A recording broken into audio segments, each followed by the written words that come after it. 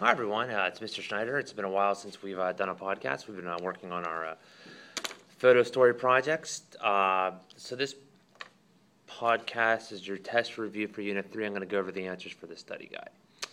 All right, let's start off with the first question, weaknesses of the Articles of Confederation. Of course, we know the Articles of Confederation was our first form of national government. The weaknesses were all the power resided with the states. The central government couldn't do things like tax. They couldn't enforce laws. But thankfully, the states realized this, and this led to the writing of the U.S. Constitution, which is question number 2. Constitution's our next unit. We'll get more into that when we start Unit 4 today. Of course, the Declaration of Independence talks about unalienable rights, life, liberty, and pursuit of happiness. All men created equal. That's number 3. And as we talked about, this really wasn't all men. It was white males who owned land. Number 4, the document that gave colonists the same rights as English citizens. That's, of course, was the charters of the Virginia Company of London. The written plan for government for Plymouth colonists was, of course, the Mayflower Compact.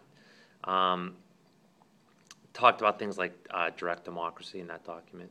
Again, this when I talk about these documents, I'm applying them to males at the time, unfortunately. Oops, sorry, my computer just went haywire there. To number 6, documents that the king had to live by the same laws as noblemen. That, of course, is the Magna Carta, written in 1215. Really important because really the first time the king said he was not infallible. Number 7, documents served as a model for the Bill of Rights, the Virginia Declaration of Rights. And number 9, the Virginia Statute of Religious Freedom. It separated church and state. Really the first time we've ever seen written where the government was not going to decide what religion you had to be. All right, so let's go ahead and look at the definitions here for the fundamental political principles. Easy for Mr. Schneider to say. The first one is rule of law, and that, of course, means that the government and those who govern are bound by the law.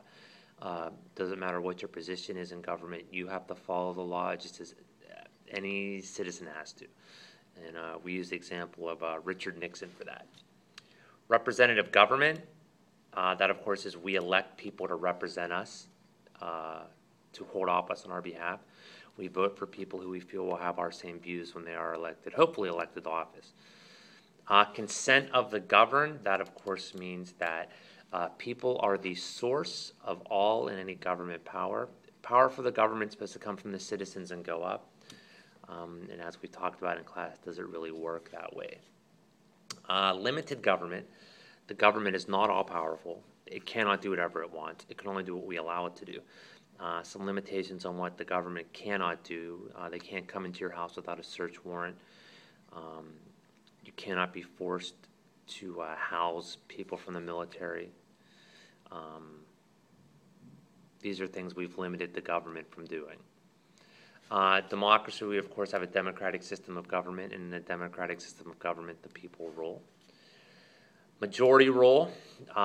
In majority rule, decisions are made by the majority, and the government abides by their wishes. However, we still have minority rights, which means even though if you voted for Mitt Romney, hopefully you didn't vote, hopefully you're not 18, but if your parents voted for Mitt Romney, they don't lose their rights as a citizen once he's elected.